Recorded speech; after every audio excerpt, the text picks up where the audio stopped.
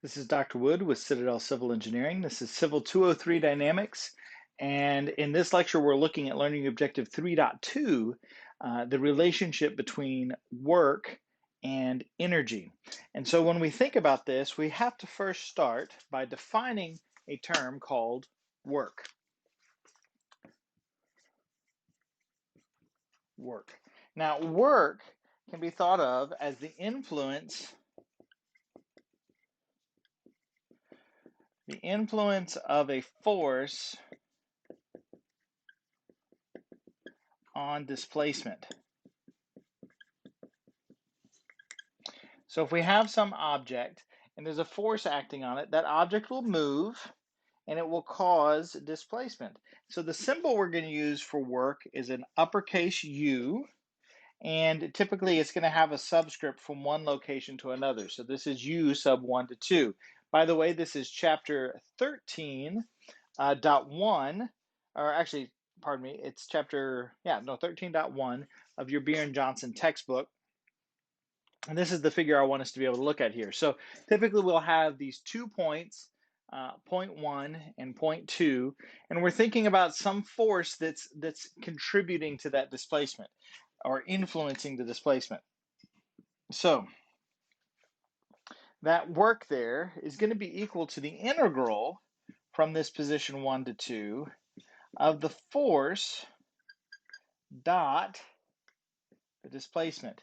So this is a dot product right here. So if you recall from your statics, from your mathematics classes, this dot product would tell us that we would be looking at something along these lines. So we'd be looking at the integral of a force times the cosine of the angle between them, which your FE reference handbook uses the symbol theta, okay, cosine theta,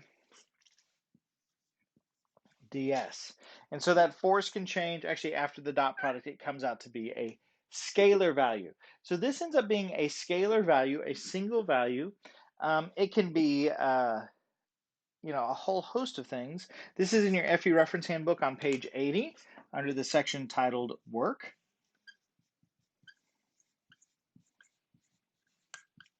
And this equation is going to be very important to us. So one of the things for us to keep in mind is that if we think about it in terms of F cosine theta, let's take a look at this figure here. What would F cosine theta be on this figure over here? Well, the cosine is going to give us the adjacent, and so that's going to be the force tangential to the displacement.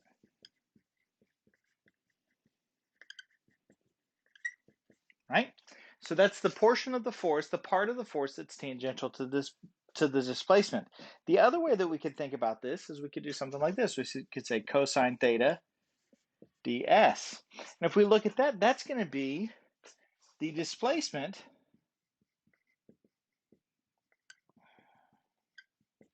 tangent to the force. So either way, when we do this integration, we're gonna aim to pull these things together. And so this is going to generate a signed scalar, not a singed scalar, a signed scalar value. So we don't have to worry about I, J's, and K's once we've done our dot product or figured out our tangential components. But when we do that signed scalar, it'll be positive if the force and displacement point in the same direction. So if we have the force and the displacement pointing in the same direction, that's going to give us positive work. And if they're pointing in opposite directions, that'll be negative work.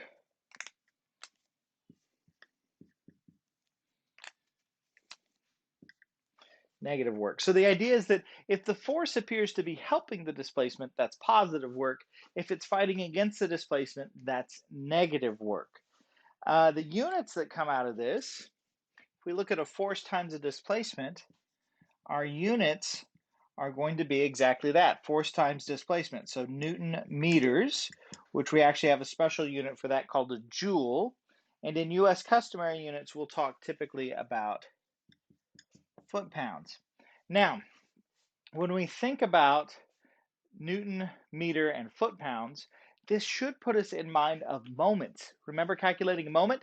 In that case, we were looking at the cross product between a force and a displacement, or a distance, in which that was calculating the lever arm. So you can, I just want to make, these ideas aren't really connected, but I want to make sure that you see that the units are the same, and that you see that there is a distinction there. When we calculate a moment, we're looking for that perpendicular distance, and when we're calculating work, we're looking for that tangential displacement.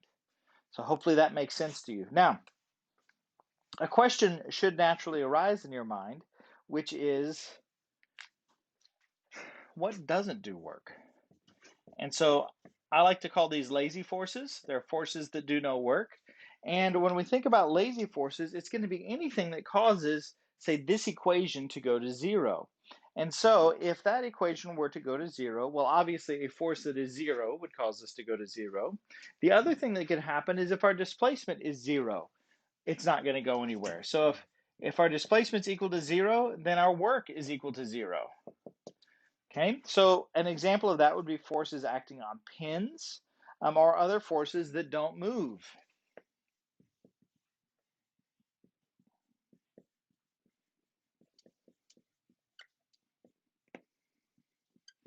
Forces that don't move are never going to do any work.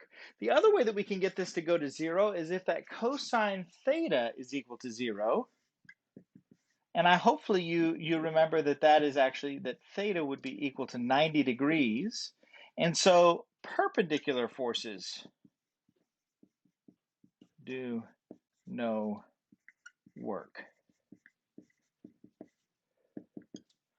Okay? And so normal forces are never going to do any work by definition because they're perpendicular to the motion. So that's important for us to identify there.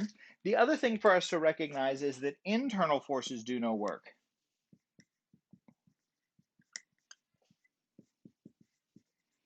And that's because internal forces follow Newton's third law.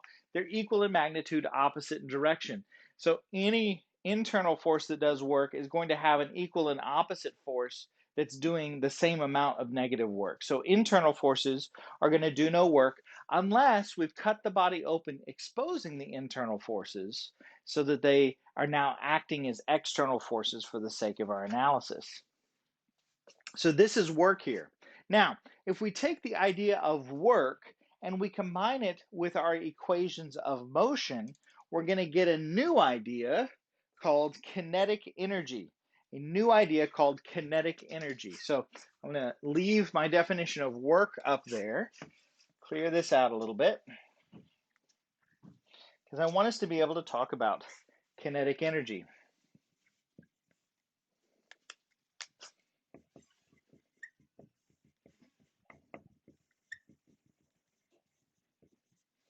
Okay, so I'm going to squeeze this shut a little bit. These things on here. Okay, so kinetic energy. Just as a reminder over here, I'll resketch it. It's positive work if the displacement and the force are acting in the same direction.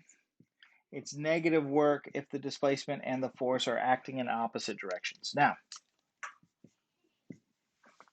when you think about kinetic energy, what we're doing is we're taking our equation of motions that we've worked with, we're adding to it the concept of work, and we're getting from that kinetic energy. Now we'll be using the symbol T for kinetic energy. And if you look in your FE reference handbook in chapter 13.1b, you'll find the derivation of this, but we're going to come up with a work energy equation that says that the sum of the work done on a body is equal to its change in kinetic energy. And when we do that for a particle, the kinetic energy is equal to 1/2 the mass times the velocity squared, like so. This is always going to be a positive scalar. So kinetic energy is always positive scalar value.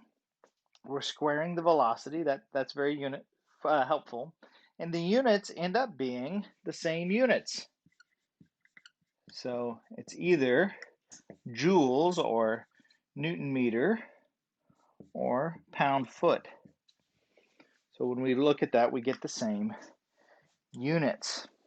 And naturally, this makes sense because this equation, this guy right here, this is our work energy equation.